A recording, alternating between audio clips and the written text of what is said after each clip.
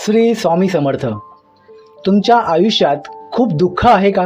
कितीही कष्ट केले तरी पदरात निराशाच पडते का? घरामध्ये सतत कटकटी, पैसा टिकत नाही आहे का? आणि वाटते की आता सर्वच संपलंय. थांबा.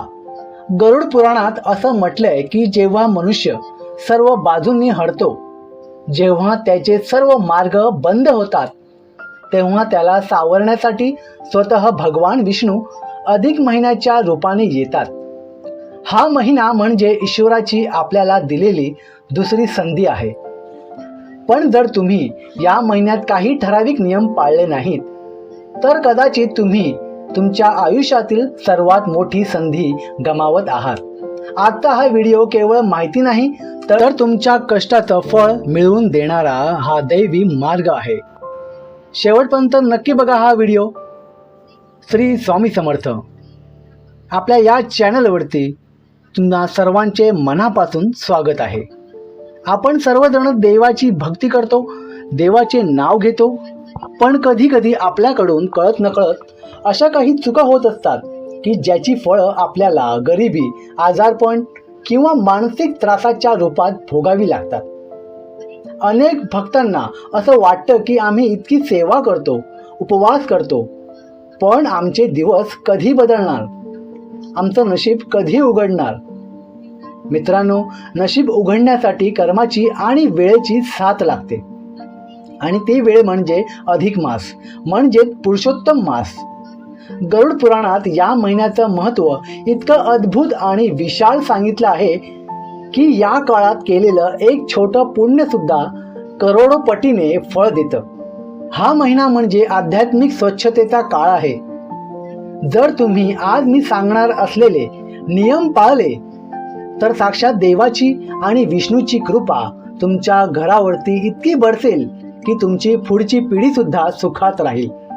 आज मी तुम्हाला गरुड पुराणातील असे 7 गुप्त आणि प्रभावी नियम सांगणार आहे. त्यासाठी व्हिडिओ हा शेवटपर्यंत बघा. 1. ब्रह्ममुहूर्तावर स्नान आणि संकल्प.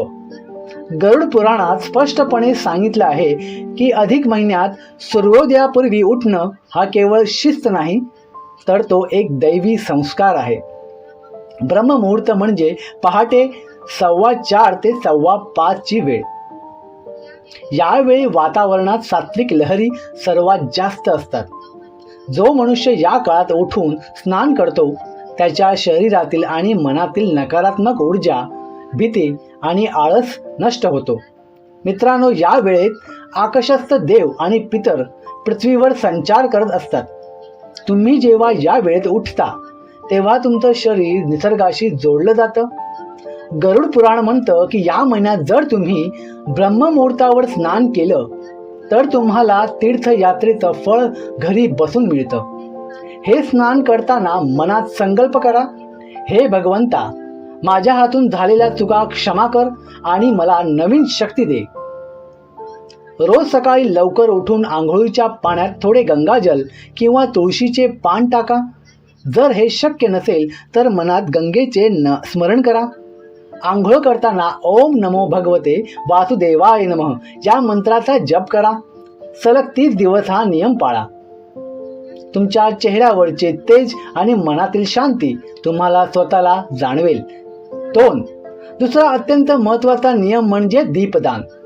गरुड पुराण म्हणतं की ज्या घरात सांज वेळेचा दिवा भक्तीने लावला जातो, तिथे अकाली मृत्यू आणि यमराजाची भीती राहत नाही. अधिक महिन्यात तुपाचा दिवा लावणे हे अक्षय पुण्याचे काम आहे. दिवा म्हणजे केवळ प्रकाश नाही, तर तो अज्ञानाचा नाश करणारा प्रतीक आहे. अधिक महिन्यात 33 आकड्याला खूप महत्त्व आहे. म्हणूनच अनेक भक्त 33 वातीचा दिवा लावतात. जेव्हा तुम्ही हा प्रकाश देवापुढे लावता, तेव्हा तुमच्या घराच्या वास्तूतील दोष जळून खाक होतात. रोज संध्याकाळी तुळशीपाशी आणि देवापुढे गाईच्या तुपाचा दिवा लावा.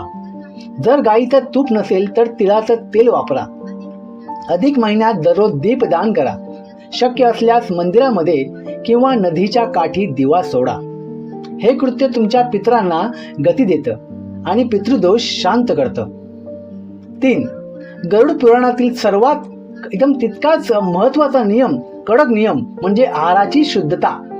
या महिन्यात मांसाहार, कांदा, लसूण, नशा आणि अगदी मसुराची डाळ, वांगी यासारख्या गोष्टी पूर्णपणे वर्ज्य कराव्यात. तुम्ही जे खाता तसे तुमचे विचार बनतात.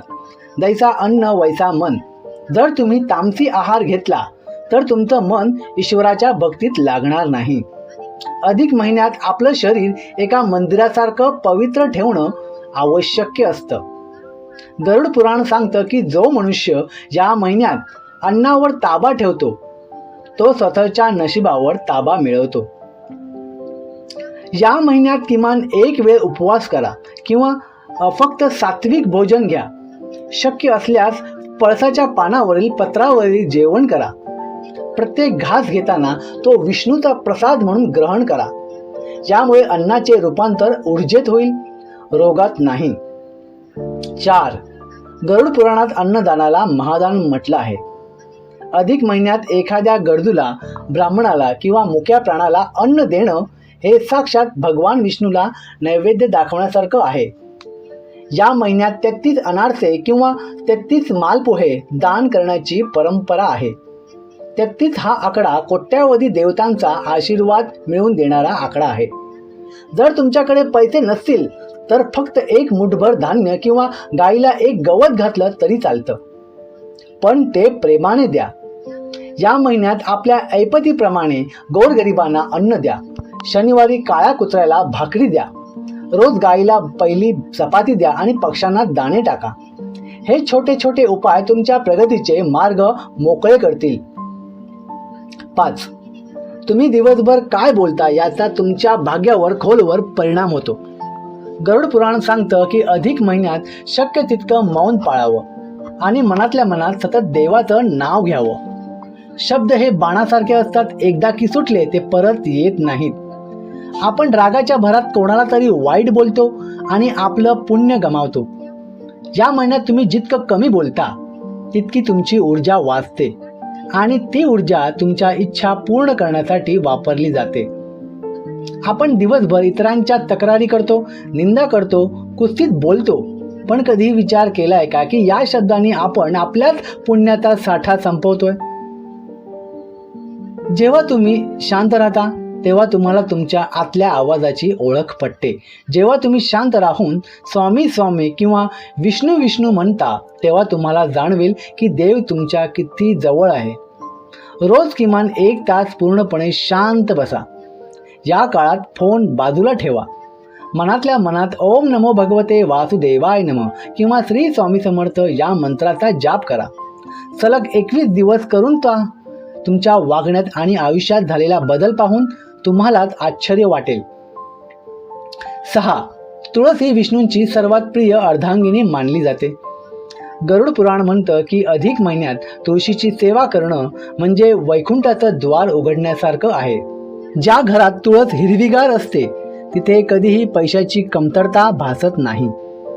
अधिक महिन्यात तुळशीला जल अर्पण करताना त्यात थोडे दूध मिसळल्यास ते अधिक फलदायी ठरते. तुळशीच्या मुळापाशी असलेली माती ही सर्वात पवित्र मानली जाते. रोज सकाळी आंघोळ झाल्यावरती तुळशीला जल अर्पण करा. संध्याकाळी तुळशीपाशी दिवा लावून ओम नमो भगवते वासुदेवाय म्हणत 3 किंवा 7 प्रदक्षिणा घाला. रविवारी आणि एकादशीला तुळशीला स्पर्श करू नका, फक्त लांबून नमस्कार करा. तुळशीची माती रोज कपाळाला लावा. यामुळे नकारात्मक विचारांचा अंत होतो. 7. या महिन्यात ज्ञानाची गंगा आपल्याच घरात वाहू द्या. केवळ उपवास आणि पूजा करून चालत नाही, तर ईश्वराचे विचार आत्मसात करणे हा सुद्धा एक महत्त्वाचा नियम आहे. गरुड पुराण हे केवळ मृत्यूनंतरच्या प्रवासाबद्दल नाही, तर ते कसे जगावे याबद्दल आहे. अधिक महिन्यात भागवत पुराण किंवा गरुड पुराणातील कथा ऐकल्याने बुद्धी स्थिर होते आणि कर्माची भीती वाढते, ज्यामुळे आपण वाईट कृत्यापासून वाचतो. रोज किमान 10 ते 15 मिनिटे गरुड पुराणातील एक अध्याय किंवा भगवद्गीतेचा एक श्लोक वाचा. जर तुम्हाला वाचता येत नसेल तर यूट्यूबवर कथा ऐका. यामुळे तुमच्या घरातील वास्तुदोष आणि राहूकेतूचे नकारात्मक प्रभाव दूर होतील. मित्रांनो, आयुष्य खूप लहान आहे आणि ते अनपेक्षित आहे. आपण कशाच्या मागे धावतोय? पैसा, जमीन, अहंकार हे सर्व इथेच राहणार आहे.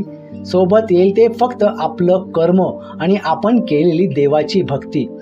अधिक महिना ही देवाने आपल्याला दिलेली एक बोनस वेळ आहे. आपल्या चुका सुधारण्याची वेळ आहे. स्वतःला बदला, आपली वागणूक बदला.